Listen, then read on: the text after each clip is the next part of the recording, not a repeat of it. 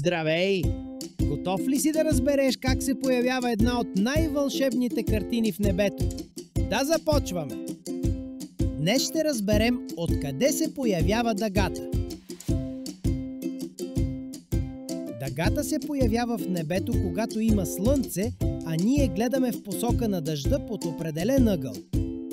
Но как се появяват цветовете? Всяка капка дъжд работи като малко вълшебно огледалце. Светлината от слънцето влиза в капката, пречупва се и се разделя на цветове. Така се получават 7-те цвята на дъгата. Дъгата всъщност е пълен кръг. Гледната ни точка обикновено е от Земята и хоризонтът не ни позволява да видим целия кръг. Но ако се издигнем във въздуха, с самолет, например, можем да видим цялата окръжност на дъгата. Но знаеш ли, че само нашите очи и фотоапаратът могат да уловят дъгата? В действителност, в небето няма дъга, която можем да пипнем. Интересно, нали? А знаеш ли къде още можем да видим дъга, освен в небето?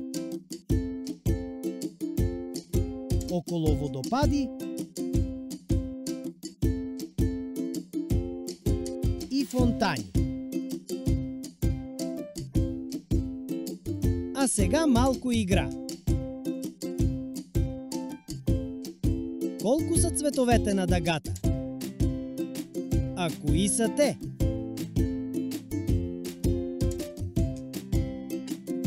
Цветовете на дъгата са 7 на брой.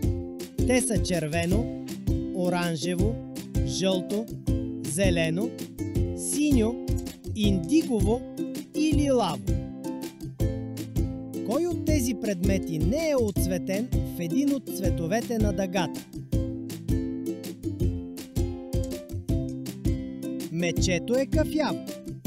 Кафявото не е един от цветовете на дъгата. Страхотна работа! Дъгата е един от най-красивите подаръци от природата. И вече знаеш тайната й. Ще се видим скоро с още интересни неща от нашия свят. До следващия път!